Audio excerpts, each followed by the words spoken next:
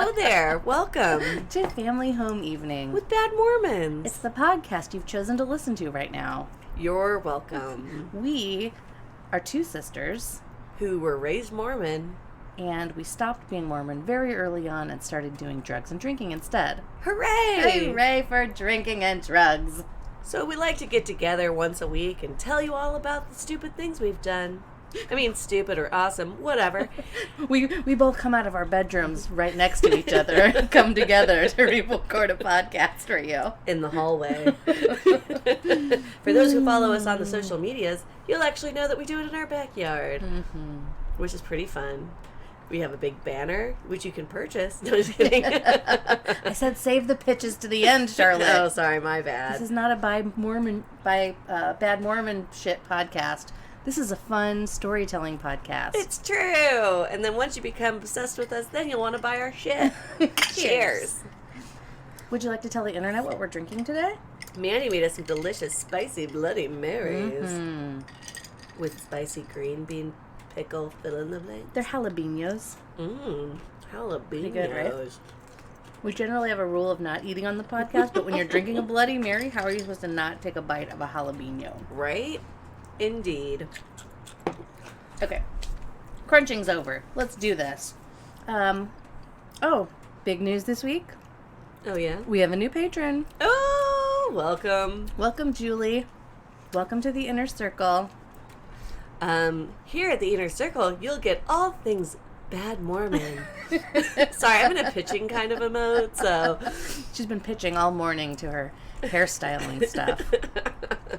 But yeah, welcome. Thank you so much. We really appreciate your support and all of our patrons, as we do every week. We really love you guys, and it's legitimately our motivation to keep doing this podcast week after week.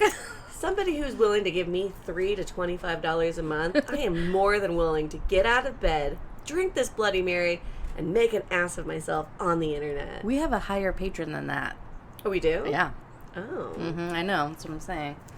So we got to make it good. We got to dance, monkey. Entertain the people. Okay, now I got to try harder? Okay, great. Anyway, welcome, Julie. Julie, welcome. To the family. I was going to say, wouldn't it be nice to tell people what they get when they become a patron, though? Yeah. You get stuff on the internet, the YouTube. Sorry, I just forgot my brain stopped working for a second there. Also, Charlotte doesn't have anything to do with the Patreon or any of the stuff. Listen, I have a company to run.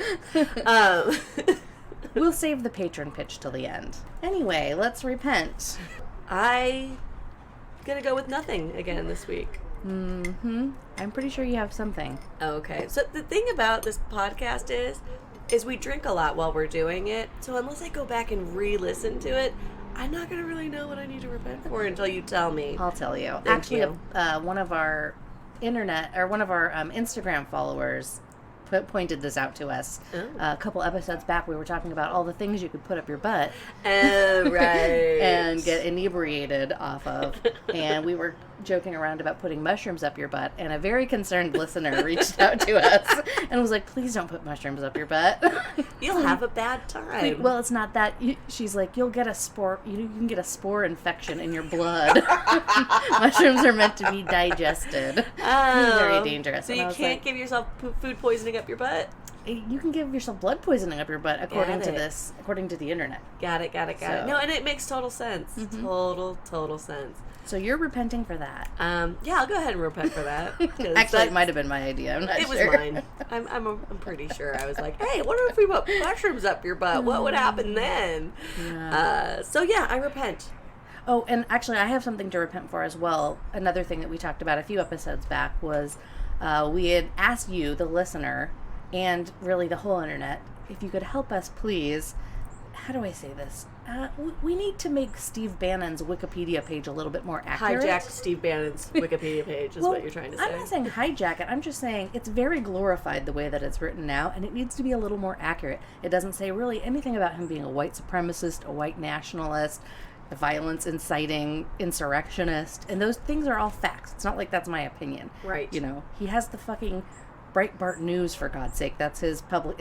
It doesn't get any more white supremacist than that. Right. So I did try to go on and just do a little snooping around and see what it takes to change Wikipedia page, and certain Wikipedia pages are protected against vandalism. Oh. And his is one of them. So meaning you can't just go on it. You have to actually sign up to be a Wikipedia contributor. And then once you do that and you have basically interacted or corrected or added or whatever, at least 10 articles, then you have the ability to go in and edit protected pages. So it's like Yelp. Yeah, it's like Pretty Yelp. much every time you leave your first review on Yelp, unless it's a negative one, it'll automatically get filtered, and you have to do about 10 of them before they'll start showing your actual positive Yelp reviews. Okay, good to know. Good to know. So if anybody's already verified or whatever the word is for Wikipedia, please just jump in there and start, correcting and adding some of these very important details.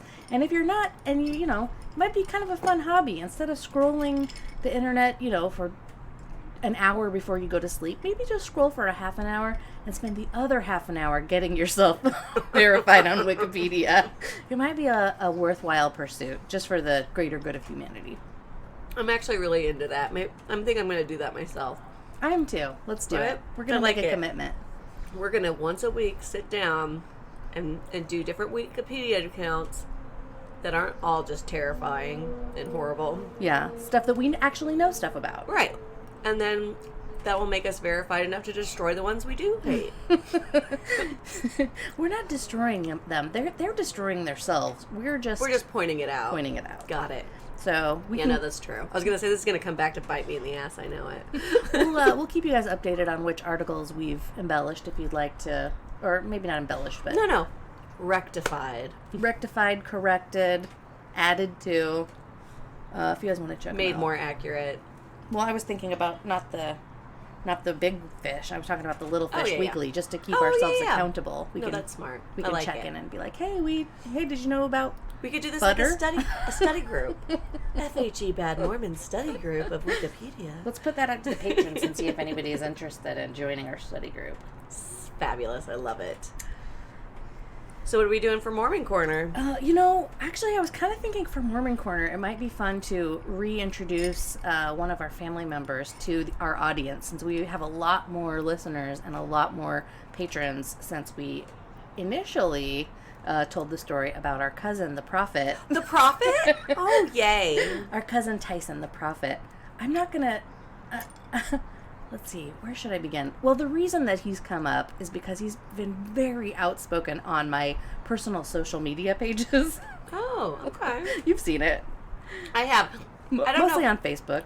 I don't think we're friends, to be honest. Not me and you, but me and the Prophet. Mm-hmm. Because I haven't been seeing a whole lot, but I've been hearing about it. Yeah, we're friends. I don't know why exactly, but I don't want to unfriend him. Because he's the Prophet. You want to be friends with him. He is the Prophet. It's just weird for me to friend him now. It'll look suspicious. And just a little backstory on how he became the Prophet. We're raised Mormon, and there was a period when, I want to say this was maybe 10 years ago-ish, when our cousin decided that he's been very like a FLDS, which is fundamental Latter-day Saints. That's the polygamists, and that was also something that we were involved in as kids. Charlotte was a baby; she doesn't remember, but I remember our mother, taking us, and we lived with several different polygamist families during kind of like a tumultuous divorce that my parents had. So that's all been already documented on the podcast. I'm not going to rehash it too much, but our cousin decided that he was going to start his own sect of fundamental Mormonism, and he refers to himself as the prophet of that. He has a podcast, or at least he used to have a podcast. He has a YouTube channel. He's got all kinds of content. Really, really dry, very boring, scripture-y content. That it was entertaining, so we could at least listen to it, laugh, make fun of it. I would do a podcast just breaking down each episode to make fun of it. Only it is so goddamn boring, I can't even bring myself to do it. Yeah, it's not even like words, it's like scripture words. Right. Old-timey scripture words. But it's not only that, too. Like, I watched something on his YouTube video, and so he's in his basement recording himself doing his podcast so that he can put it on YouTube, right? But his kids will come in and interrupt it. And, like, let's just say that happened here. We would go in and edit that out. Like, his wife will be vacuuming in the background, and it's like, seriously, Tyson? Like, you're a prophet. You can't, tell her to do that at another time, bro? Like, there is one episode of his podcast where our mother is a guest. Oh, yeah. Because he used to be a truck driver, and so he would sometimes do his podcast on the road with a cell phone, which is, great, very, very inventive. But so there's at least one or two episodes where our mother was on it, and she is just fully supporting this delusion and talking about how she hopes that she's the one that can cut his head off when the time comes for the second coming and the holy war. And anyways, this is our family. It's so fucking stupid. I can barely stand it. This is our family. Being delusional runs in our family. Yeah. So anyway, the prophet has been being very mean to me on my Facebook, which is I'm so thankful that nobody's engaging with him, because I don't want to unfriend him, because I still want to see all the stupid shit that he posts, right. And I still want my friends to see what kind of stuff he says to me. But I have a feeling it's just driving him absolutely insane that nobody will fight with him.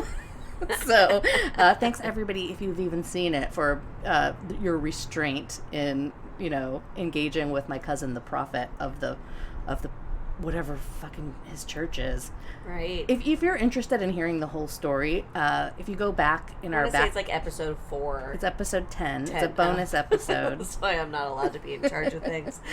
It's called Fundamental Mormonism. How to start your own cult. It's cult, episode 10. It's technically it's a bonus episode, so it's right between 9 and 10. But that we talk with our brother Casey. We give you the whole backstory on our cousin the prophet, how he baptizes people in swimming pools at motels, how a couple of his followers ended up going to jail for molesting kids. It's real fucked It's a whole thing. So anyway, for Mormon Corner, I just wanted to remind you all that the prophet is out there, and he's very angry at the leftists and wants us all to move to Canada and other such nonsense. So if you're interested in hearing what he has to say, go check out, well, actually, you'd have to check out my personal Facebook, but just whatever you do, don't engage with him at all, so we keep getting these gems to brighten up our spirits. Fabulous. Mormon Corner. So, what a douchebag. What a fucking douchebag. I also want to point out that, to our knowledge, he had nothing to do with child pedophilia, but, because he was getting death threats because of his affiliation. To be fair, when you start a cult, you are attracting other deranged people, so it's not surprising when people end up being not of the best character, morals, or just even being a decent human being, because you're delusional. But that being said, what do you expect? Yeah, seriously. All right. Some cool shit. Cool shit. Have you been spending much time on Twitter lately? A little bit. I've been hearing a little bit of this and a little bit of that. Have you noticed the hashtag ETTD? No. I've been seeing it. I was like, what does that mean? What does that mean? And I haven't really looked into it. Today I did, and it stands for Everything Trump Touches Dies. So that's a really fucking fun hashtag to follow. Love it. And the reason that that's relevant is because I looked at this post about the cyber ninjas, and that was a hashtag on their post. So I was like, have you heard of the cyber ninjas? But I like it. No, you don't. So I just like the idea. Oh, no, I can see how that could go bad, but no, I don't know what's happening. Yeah, okay. Tell me everything. So the cyber ninjas are basically I don't know what you'd call it, but this guy Doug Logan is the owner of the company. I guess it's an LLC. Okay. This guy Doug Logan is now $2 million in the hole and about to go bankrupt because of the cyber ninjas. And the cyber ninjas it's an LLC established to prove that the ballots in Maricopa County were not counted correctly, which is the Arizona. We're going back to the presidential election last year. Right. So, apparently there was a lot of conspiracy-loving groups, right-wing groups, that raised almost $6 million to fund this audit that the cyber ninjas were going to do, and somehow none of that money has made its way to the cyber ninjas. Shocker. Right? Shocker. So this guy, The Sad Truth, which I'm following on Twitter, he says, he does the math for us, and he's like, that's almost $1 of debt for every one of the 2.1 million ballots that the Cyber Ninjas recounted during the bogus audit that was conducted over the space of 5 months earlier this year. Oh, wow. And as much as I hate to do it, I'm going to look at a Vice article. Why do we hate Vice again?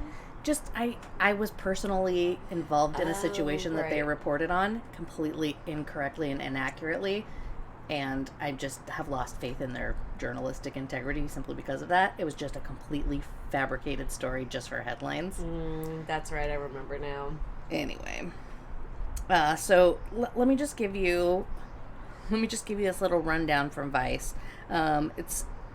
So they're saying, I'm going to quote them, the Republican-controlled Arizona Senate picked this Florida-based company to run this sham recount of votes in Maricopa County earlier this year, despite their having zero experience running election audits. The company's efforts were so amateurish that even though the Republican-led Maricopa Board of Supervisors labeled them a bunch of grifters and con artists. So they're saying that even though all these, conspiracy groups and Trump groups or whatever, they raised $6 million to fund this audit, none of that money's made its way to the Cyber Ninjas. And the guy who started it, this Doug Logan guy, it's left him $2 million personally in debt. How does that make any sense? Just because all those people are a bunch of fucking crooks. Well, okay, yeah, no, that makes sense. And probably one dumbass who started the company was like, Trump's the winner. I'm going to be rich. I'm going to be famous. I'm going to do the right thing. And, oh, shit, I got conned by a bunch of fucking Republicans. Right. Shocker. Right. I want to tell a quick little story about, no, not really, but that mom, I guess, I don't know, she tweeted, emailed, or what, Trump, asking for $1 million and actually thought she was going to get it. Yeah. So embarrassing. This guy also writes in here that this guy's wife, the guy that's $2 million in debt, his wife just gave birth to the couple's 12th child. Ew. Are they Mormon? I don't know. I mean, that's Mormon numbers right there. Right? Sounds like our people. No, all of that sounds just fucking shady as fuck. And I'm telling you, Mandi, we need to start our own political campaign or religion, because apparently that's where the money's at. Yeah, for real. Well, just to kind of close the chapter on this little story, in the end, the Cyber Ninjas report, when they finished their audit, they found that actually Joe Biden had won Maricopa County by more votes than the official count. I love when that happens. Like, yeah. God, you're stupid. Right? So good, so good. And then, of course, right after that, they're being attacked by Trump and Trump supporters saying that you didn't do enough to overturn the election and blah, blah, blah, blah, blah. You didn't do enough of the whole, you're clearly biased one direction and you still couldn't fucking make it work. Yeah, that's funny. I did know that there was a thing that happened where they did an audit and it turned out that Biden won by more votes than they had originally thought, but I didn't realize that this was the Cyber Ninjas until just this very moment. So that's fucking funny. So it turns out we do like the Cyber Ninjas. Yeah. And another kind of little addendum to this story is, do you remember our friends ProPublica? They're the one, that's the publication that we looked at to find all that Rutherford County, Tennessee judge that was jailing black kids for profit. Well, so ProPublica actually publishes a list of, they're keeping track of everybody who's been approved for PPP loans. So the loans that the government gave out when the pandemic was raging and nobody was working. And so they're keeping track of it. And Cyber Ninjas was actually given a PPP loan for $98,322, and they were the amount forgiven that they don't have to pay back is $99,081, probably because of the interest involved. But so I kind of wonder what happened to that money and what they use. They say they use it for payroll. Well, so the interest in that actually doesn't accrue until afterwards. Like you get forgiven before there's interest added to it. I see. Anyway, cool shit. I put that under cool shit because I was like, hell yeah. I'm going to talk about some cool shit that's off politics. Okay. Now, I don't think we've talked about it on the show before, but Party Down. It's so good. Mm-hmm. I've been talking about with people lately, and I'm like, I think it's time for me to watch it for the 5th time. Because it's only 2 seasons, and it's so good. Did you hear they've been greenlit for another season with a lot of the same cast? Did you know that Paul Rudd was supposed to be the main character? So Adam Scott's character was supposed to be Paul Rudd. That makes sense. Because he wrote it and produced it and all of that good stuff. Anyways, I was talking about it lately, and I was like, what do I want to do with the rest of my Sunday?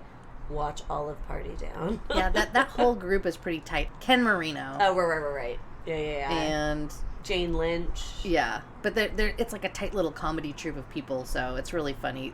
Casey, the girl that plays Casey, what's her name? Lizzie Kaplan. Lizzie Kaplan. Yeah. Anyways, it's if you haven't seen it, Party Down. It's on Amazon Prime, right? Yeah. I was like, I didn't know whether you purchased that or whether it's free with Amazon Prime. I don't know, but it's definitely worth purchasing. Yeah, 100%.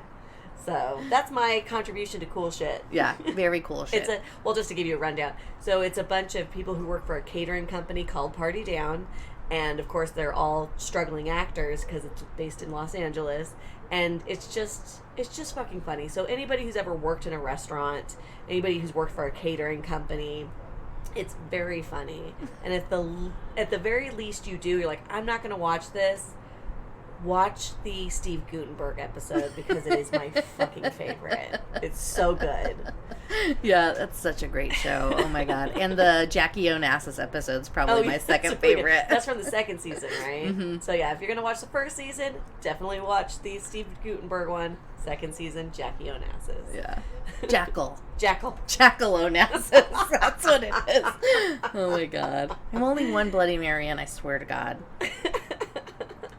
Okay, I'm really excited about this motherfucker. The shit that I've got to share with you. This motherfucker. Our newly named segment from one of our patrons who decided that our What's on Twitter segment should be called This Motherfucker. So, I can't think of a better person for this motherfucker than Lauren Boebert. God, that Boebert. Cunt. Whatever, however the fuck you say your stupid name.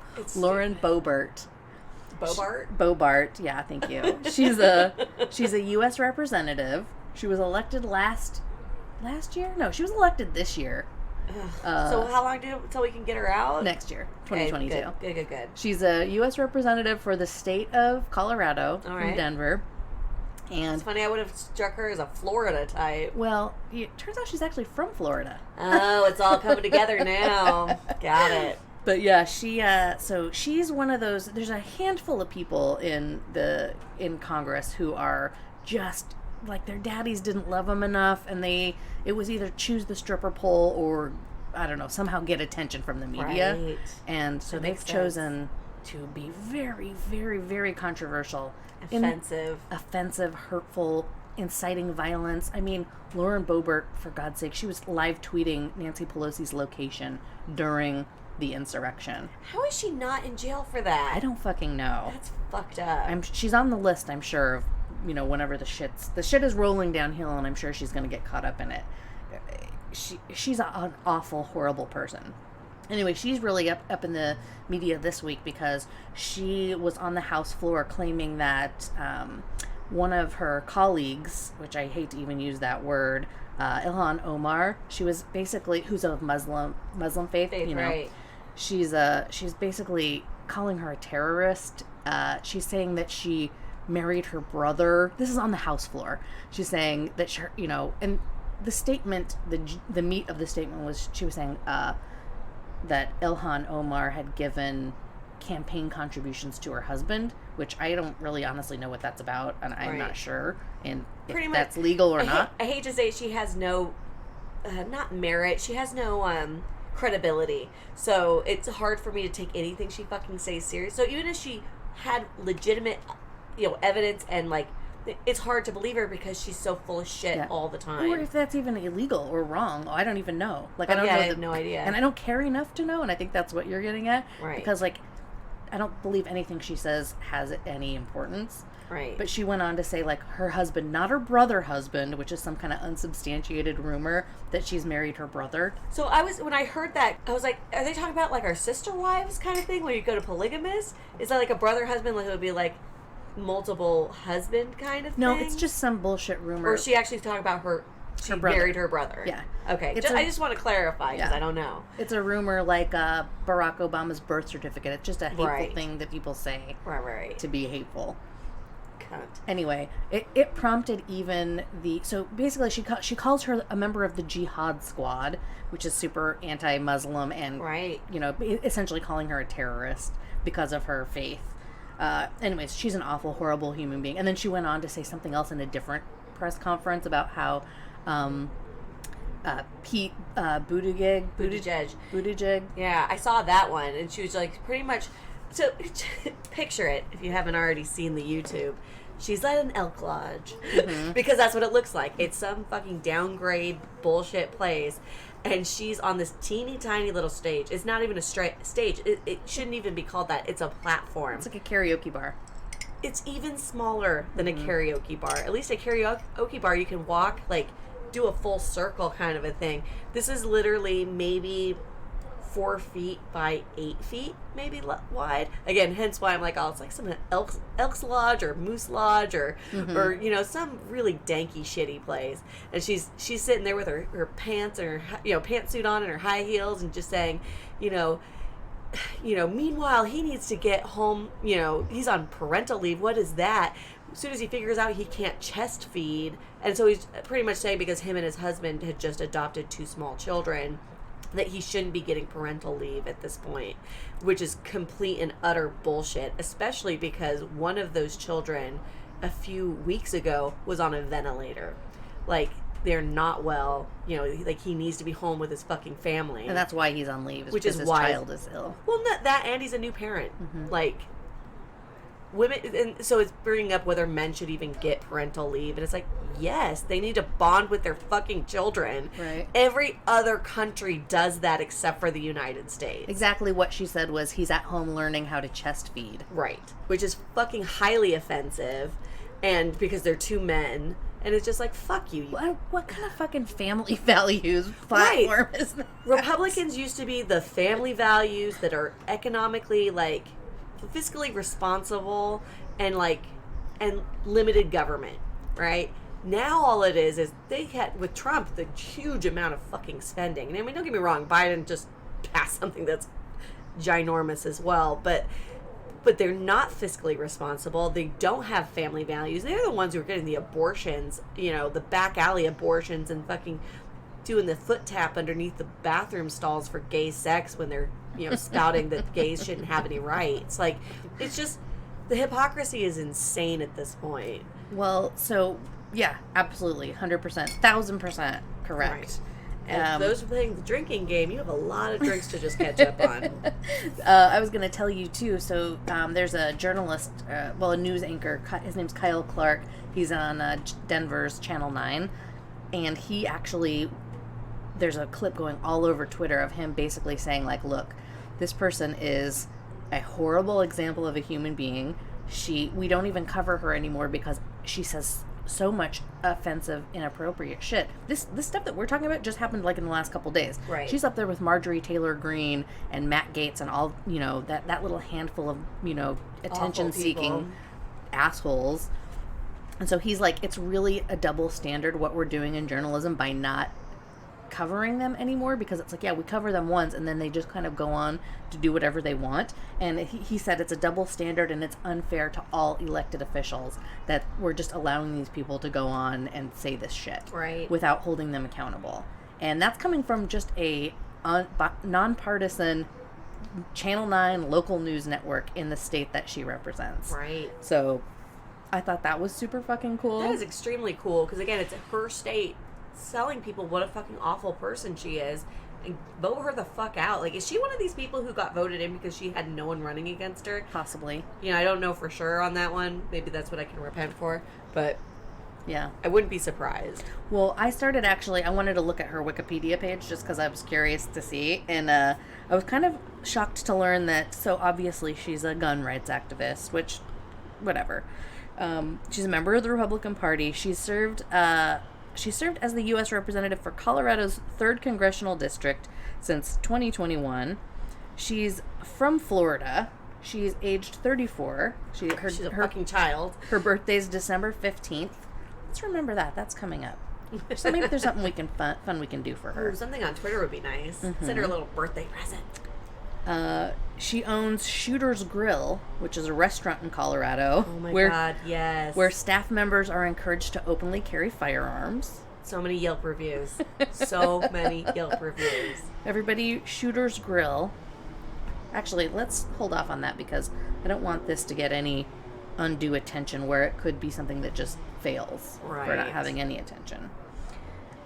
Anyway, and I learned some things about her that's not on Wikipedia that I thought was very, very interesting. And I would like to share them with you now. Fabulous. So I found this meme on Twitter that I want to share with you. It's titled Meet The Boeberts, and here's a picture of them. What Charlotte's looking at right now is Lauren and Jason. Jason spelled with a Y. Oh my God, that's some Utah spelling shit right there. He's wearing his cowboy hat. They're posed in front of an American flag that says the Pledge of Allegiance on it. She's got some kind of a firearm strapped to her thigh, and it's titled Washington's Trashiest Couple. I was like, this has got my attention. What's this? Apparently, Jason Boebert, in January of 2004, exposed his penis to a group of underage girls at a bowling alley. He was arrested and convicted of public indecency and lewd exposure. And then she still married him after that. And then she married him after that. So knowing full well that her husband's a fucking horrible person who exposes himself to children and will probably do it again because, you know, when you're not really sent to prison for those things, you never really get whatever. Right. What's the word? Rehabilitated, right? She married him. Great. Does she have any children? She does, yeah. She does have some children. With him or like afterwards? Because that's fucking terrifying. Isn't it? Could you imagine if that was your mom? Fuck. Well, not only that, but you marry I'm not going to say pedophile yet. No. He just exposed himself. No, that's the first step. You progressively get fucking worse. Yeah, but you can't. No, you can't say anything. I mean, this isn't Minority Report, but yeah, just saying. Don't worry, I've got more for you. You don't have to make stuff up. I'm not making anything up. I'm just projecting. Yes, that does seem like a logical next step, but he has not committed any sex. I didn't say he did anything. Okay. Just saying it's not unreasonable to think that somebody would then go on to do these things. And yes, am I lowering myself to the standards of these horrible people who make up shit all the time? Yes, I am. Yes, I totally 100% am. Yes. Okay, so let's move on. In February of 2004, he was arrested for domestic violence. Okay. Good. We could probably find more about that in public records if we want. Oh, yeah, you know how to do that. Now, Lauren, in June of 2015, she was arrested for drunken disorderly conduct for resisting arrest and fighting with police. Oh, nice. Is she the party of law and order? Yeah, I thought so. And then in December of that same year, I wonder if it was on her birthday, she was arrested for failure to appear in court for the disorderly charges. Also, she appeared on Ricky Lake on an episode titled, I Was a Pregnant Teen and My 14-Year-Old Wants the Same. Ricky, help me break the cycle. Oh my God. Now, we can't really make fun of her too much because our family did that too. But well, we faked it. That's different. I kind of think she didn't. She was the love child of her wrestling groupie mother, who married wrestler Stan Lane. So it's like a WWE sort of a thing. Okay. You know what? I'm not gonna hate on that. It seems trashy, but a lot of people like it. Yeah.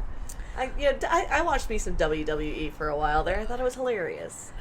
She was arrested at the Country Jam Music Festival for verbal altercation with the police. I think that's probably the one I just read, because this is a different meme. There's a lot of memes out there. Got it. Yep.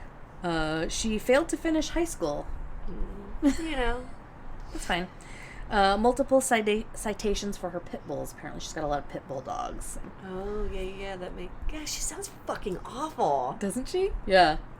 And then she is also, I don't know if you remember, there was some kind of an event a few months back where AOC wore this dress that had written tax the rich on it. That was a big statement piece. And then she wore one that said, I can't even remember, but she was kind of trying to copy AOC's dress, and it said something offensive. Right, and it was just like, not the same. Yeah. One also doesn't have the that's an actual designer dress that AOC wore. Yeah. The one hers looked like it was made by her mom in home ec. Oh, this one?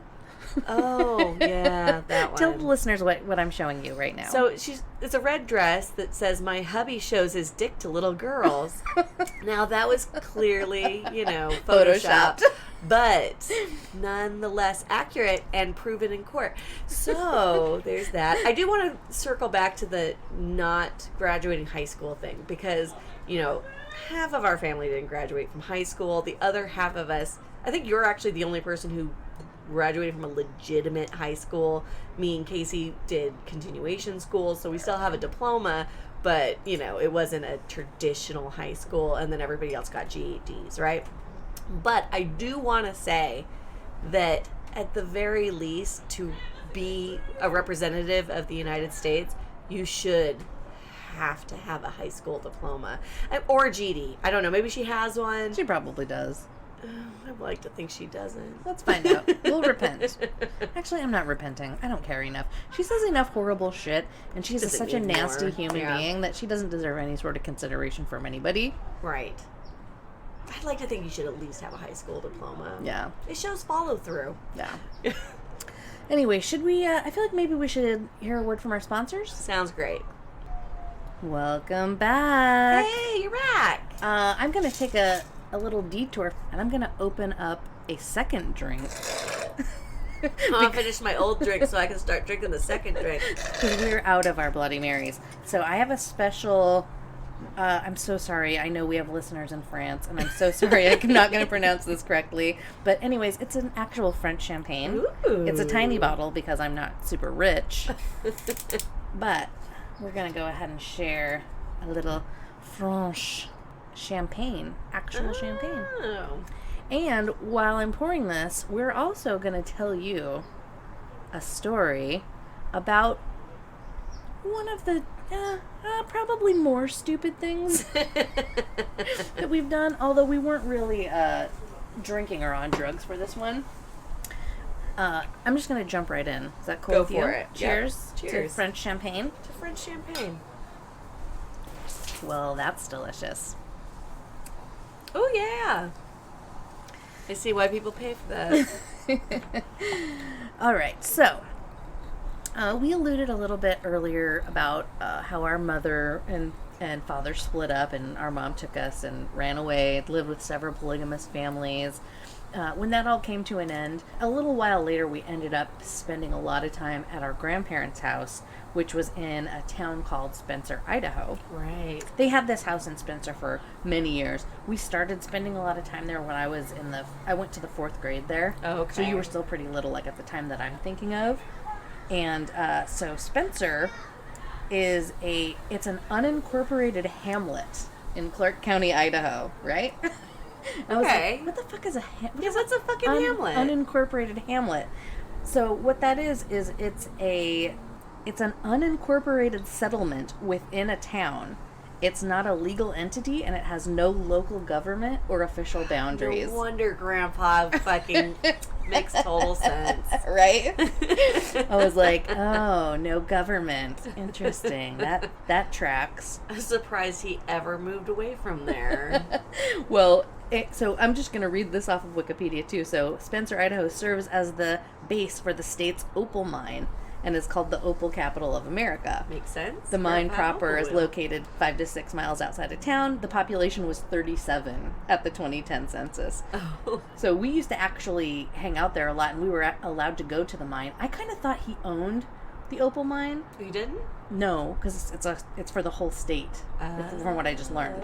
So I think you probably have a claim. No, but he sold his mine, though, and they got money from it. Yeah, so I think you have a claim to a portion of it, just kind of like the old gold mining times. Oh, like yeah. You stake your claim, right, and then that's your little part of it. But it's a huge mine. So it's like your cave kind of a thing. Exactly. All right. And we've talked about this on the podcast before. When we were little kids, we were allowed to go with like little pickaxes and hammer at the rocks, and you knew. I always liken it to Temple of Doom, right. Kids like mining rocks.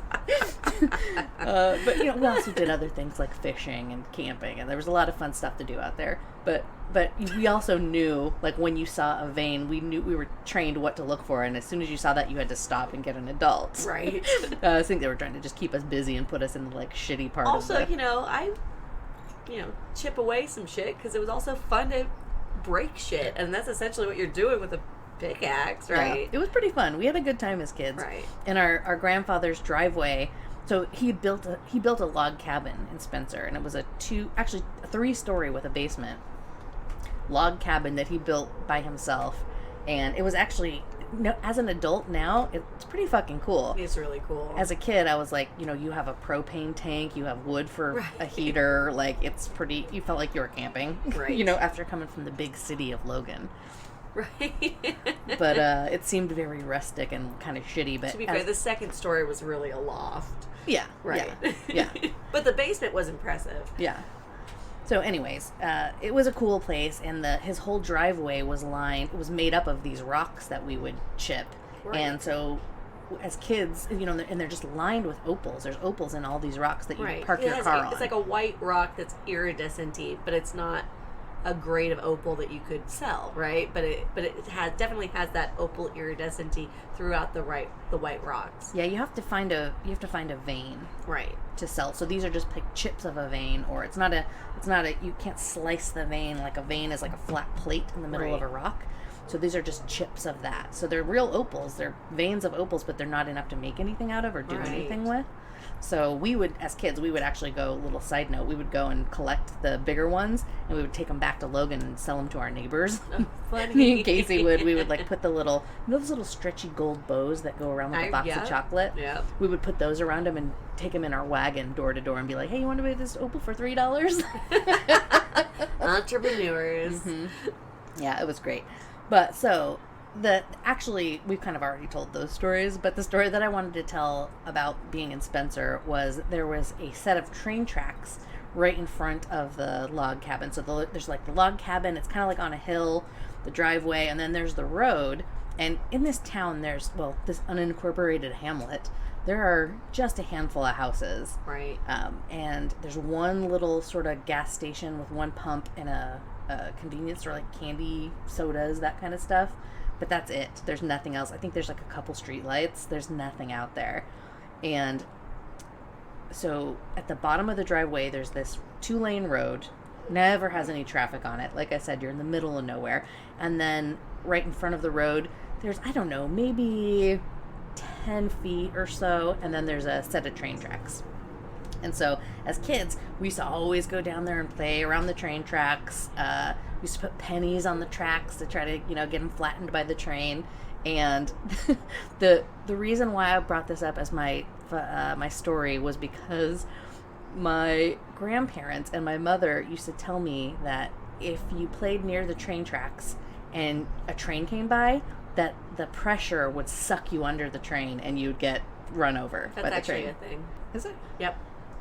Oh. I worked next to a train track for like 10 years. Now, don't get me wrong, you can't just be like, I'm walking along and it's going to suck you under. But if you are too close, like that's why if you go down to a train track, there's a yellow line you can't be at when the train is coming through. And that's because if you are in there and you are a small child, it 100% will suck you under. Oh. Yep. Well, I was going to say I believed that till I was 17 and I learned that it wasn't true, but apparently now I'm 45 and I'm learning it is true again. Maybe I might have to repent, but I'm 90% sure. Like, there's been a lot of fatalities. Well, that was my story. Oh, shit, I'm sorry. That's okay. I also thought I had a super hearing because I could hear the train whistle probably about 5 minutes or 10 minutes before the train actually showed up.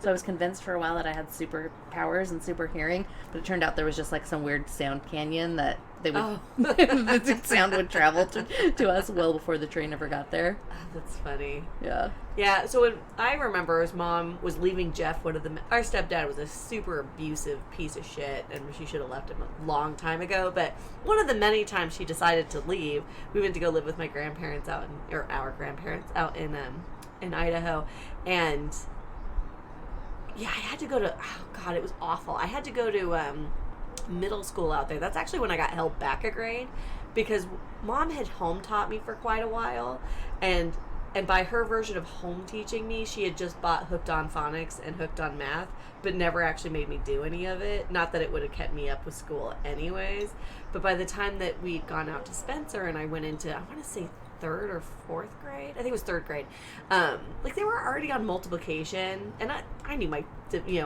plus and minuses and a little bit of multiplication, but they were way into it, so I just lied and said I had no idea what I was doing. And then and the teacher should have known I was full of shit, because she gave me separate assignments for just, adding and subtracting, and I clearly, got it done really quickly. She should know that I was a liar. But anyways, they ended up holding me back a grade. But that's not the point of the story. The point of the story is like, I met this random dude, not random dude, sorry, he was a classmate, but he would pull the wings off of butterflies and eat them. Like, he was always eating bugs. Like, he'd take the stinger off of bees and eat them too. Like, it was the fucking weirdest thing. Like, oh, I almost threw up. It's moths. Like, the dustiness of it. Sorry, it's fucking disgusting. Anyways, that's what I think of when I think of Spencer, Idaho. But also, same thing with the train tracks, was we would put pennies on them and, have them be flattened. And I was like, well, that was kind of cool. Let me see if I put, like, a rock on there. Like, I put maybe, like, a skipping stone kind of rock. And I wasn't dumb. We, when the train was coming, we kind of ran far away, so we, in case it ricocheted or something, it wouldn't hit us. And I just saw this little poof. So the rock just disintegrated from that train. And I was like, that was fucking cool. So the next day, I got a bigger rock, and then a bigger rock, and then a bigger rock, to the point where, like, I don't want to say I was putting a full bulldozer on there, but, like, it was a pretty fucking big rock. And by the way, when it crushed, it was fucking awesome to look at. But the sheriffs came to Grandpa's front door and asked if he could talk to me. Oh, shit. Yeah. Do you remember the conversation? No, because Mom kind of, I think, shielded me from it. She's just like, well, what did she do? I'm going to talk to you, like, whatever. And she's like, yeah, apparently your children have been putting, because it was me and Richard, right? Mm-hmm. Have been putting rocks on the train tracks, and we're worried that they're going to derail a train. And it's like, oh, I didn't even think about derailing a train. Well, shit. So, I mean, I stopped doing it after that, but I'm glad I didn't derail the train. So while you were talking, sorry, I was just looking up just to make sure I wasn't crazy. Can a train suck you under? Okay. It turns out, so a freight train cannot suck you under. Okay. Those were mostly the trains. Right. And Mythbusters, this is how I learned about it. Mythbusters did a whole episode where they tried to get something sucked under a train and they couldn't make it happen. Oh. Now, there is a train backdraft that could work, but the train would have to be going really, really, really fast, like a bullet train, and you would have to be standing really close to it. All right. That's fair. So, we're both right. Okay, I'll allow it. But these trains were just, freight trains, and they were, obviously, you don't want your kids playing next to a train track. No, so you not say, smart. Hey, the train will suck you under. Yeah, great. Well, I say my one piece of advice, though, for if, you've got small children around a train, is because this does happen, too, because I scared the shit out of a family who was just eating at our restaurant to enjoy the train going by, but they were trying to tell their daughter, like, you need to be careful around the trains, because you'll look at the train and it will look like it's really far away and you think you can beat it, kind of a thing, like even just crossing the tracks. And that's how a lot of people fucking die. And so it's like, and so when I heard that, I was like, oh yeah, no, we see fatalities here. And they're like, really? And I was like, yeah. Most recently was a lady who's saying, hey, let's go, like, we can beat the train. And the person said, no, I don't think we can beat it. But she was holding her hand and went to go, like, hey, like, to pull her along.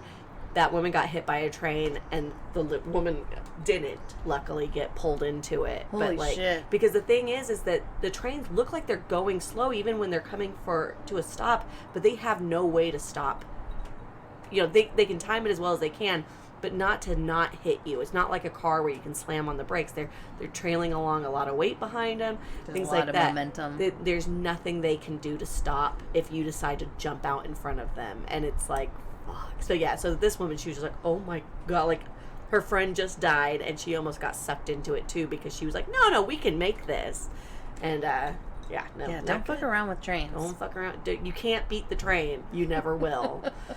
But yeah, so How to be excellent to each other. Don't fuck around with trains. I'm going to read you this. There's the actual physics for getting sucked under a train, just in case anyone's interested.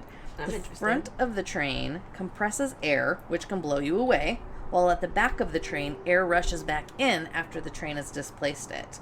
So this backdraft is especially troublesome in closed areas such as subways, where a train exits a small tunnel near a platform and the displaced air rushes back into the vacated tunnel. Next time you see a big truck rushing by, watch what happens to some grass or plants near the side of the road. You might be able to see that backdraft. Okay. Yeah. You can kind of imagine it in water, too. Would make... Right. Would make sense. No, that does make sense.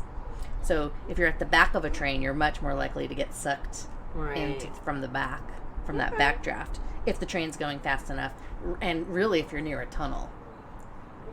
So that's our little PSA for you today. Excellent.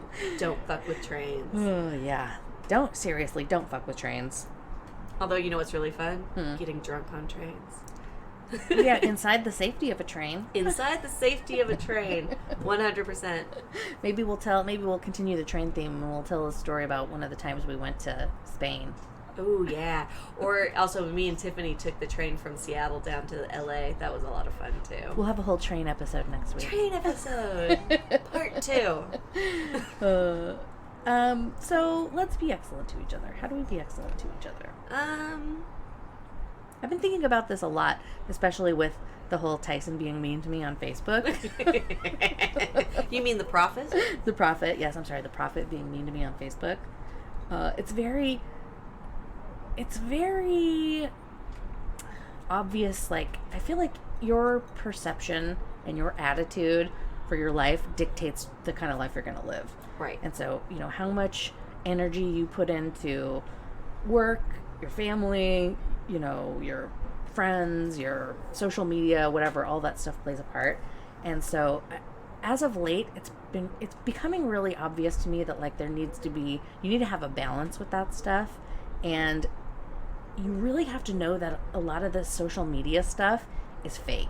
Oh, absolutely, yeah. There's a lot of bots, and there's a lot of anybody who comes at you with, mean shit, horrible shit, racist shit, all that kind of stuff that we bitch about every week on our podcast. A lot of times that's bots. Right. Or it's people who don't have their real name, no profile picture, right, who like to do it anonymously because they would never say shit like that to somebody's face. Right. You know what I mean? And they would never say that shit before the 45th president right, kind of made it okay to say that shit. Right. You never had people like Marjorie Taylor Greene. You never had people like Lauren Boebert or Matt Gaetz just spouting their mouths with unacceptable, right, horrible, mean shit to other people. And so I think the thing I wanted to say about that was just when you encounter that stuff, either in real life or online or whatever, just really make sure you don't stoop to that level. Right. It's human nature to come back when you get a certain type of energy towards you, to go back with that same energy, and you really have to rise above that. Otherwise, we're going to be in deep shit. Right. As far as being in a civilization with other people. No, you have to take a step back. You have to rise above that. You have to be empathetic and intelligent. And what my method is just kind of coming back to people and asking them questions and getting them to talk about what they're saying. So, fuck you libtards and your, government-controlled mask-wearing whatever, blah, blah, blah. Like, what is it about that makes you want to say that? Or, right, just ask them questions. Like, why do you feel that way? What is it that's making you say those? I don't know, whatever it is. But whatever your natural instinct to respond to that is, just take a minute and think about it, rephrase it in the form of a question, and don't come back with that same sort of negative energy. Just try to, like, diffuse it and make them explain themselves. Right. And to piggyback on that, too, is I'm a big proponent of physics, because science is real. But we're all made up of energy, right? And the energy that you put out is the energy you get back. So to get a little woo-woo on you, it's like, if you put out negative shit and you think negative thoughts and you surround yourself with fucking negativity, that's what you get back. You get negative energy, you get negative shit, and your life sucks. And frankly, that sucks. So, be positive, think of the better things. Surround yourself with positive people. I mean, that's the other thing is, like, I hate all the sayings that your parents told you when you were a kid, like, you are who you hang out with and shit like that, but it's 100% true. If you surround yourself with shitty people, you're going to end up kind of being a shitty person. You know, and I think they said the 5 top people you hang out with make up who you are. So, you know, in my business coaching and things like that, they say you always want to be the dumbest of the 5 people you're surrounded by. You know, and once you're the smartest person in that group, you find a new group. Because you always want to be learning and being a better person, right? But you also want to be around the people who support you and the people who make you feel good about yourself and the people who you can make them feel good about themselves. But, like, just being overall happy and positive, like I make fun of Live, Laugh, Love a lot because it's fucking stupid. But at the end of the day, you're slightly onto something. Like, you want to be a positive person because you'll just get positive, awesome shit back in your life. Well, and this seems like a little bit of a juxtaposition, too, because our show is so largely focused on terrible shit that's happening in the world. So that's kind of what I was getting at with the balance part of it. Right. Because it's like, I don't want to just walk through blindly and not have any idea of what's going on in the world, because it's important to know this stuff so that you can combat it, and because that's not a world I want to live in. Right. You can't put your head in the sand and not know the shitty things that are around you, but you have to be able to look at it and solve it in not a shitty kind of a way. Yeah. Because, again, you're like we were just saying, it's like, I just brought myself down to their level by speculating on that Lauren Boebert's husband's a pedophile when he's not technically one. And, you know, he just exposes himself to children. That's all. And was legally found guilty of it. But I'm just saying, like, for me to lower myself on that one is not great, and it doesn't make me look good, and it doesn't give me credibility. Right. So, again, be positive, but don't be stupid. And there's a balance. Don't lower yourself to their shitty level. I'll do it every now and again, but hopefully it feels good to do it. But hopefully we're creating a space here where it's like we can provide some sort of, like, entertainment. We can provide you some stuff that we think's important that's happening in the world, and, you know, maybe just do this little reminder at the end that, like, it's important to know, but please, you know, please think and don't come back with that same horrible energy. Like, you got to rise above that. Otherwise, this whole country is in deep shit. Be shitty to people, but in a classy sort of a way.